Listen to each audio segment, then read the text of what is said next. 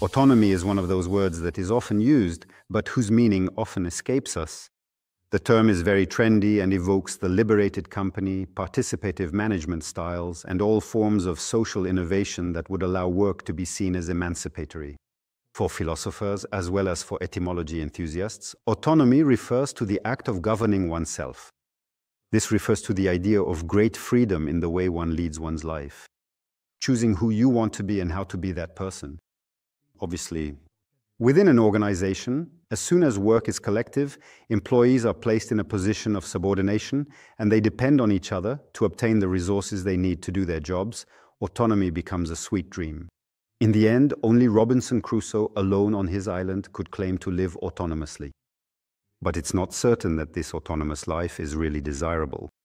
For management sciences, almost the opposite. Autonomy represents the part of the activity that is not explicitly prescribed. Granting autonomy to employees means letting them decide what needs to be done given the circumstances in order to achieve objectives that are themselves defined and monitored. Autonomy is rather defined by default. It's what is not constrained. In fact, it is often a required autonomy. Management allows for autonomy because it needs it to compensate for its inability to supervise what cannot always be supervised, such as solving complex problems or handling relational or emotional work. For ergonomists, autonomy refers more to the leeway that employees manage to gain in order to do their work better, be more efficient, and make their activity more bearable.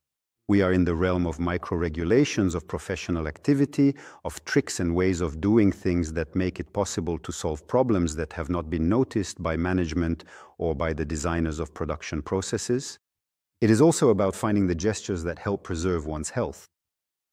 These tricks are what give work its flavor, and the pursuit of autonomy always involves a concern for well-being. If we combine these different dimensions, we see that behind autonomy emerges a way of thinking about work that is somewhat different from subordinate work or work as a factor of production.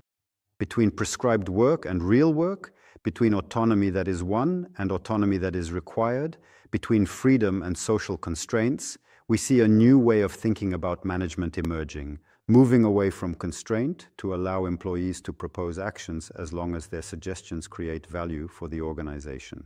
Ultimately, it is about developing and harnessing their expertise for the benefit of the organization, while also supporting their empowerment, which could then be seen as the useful purpose of work.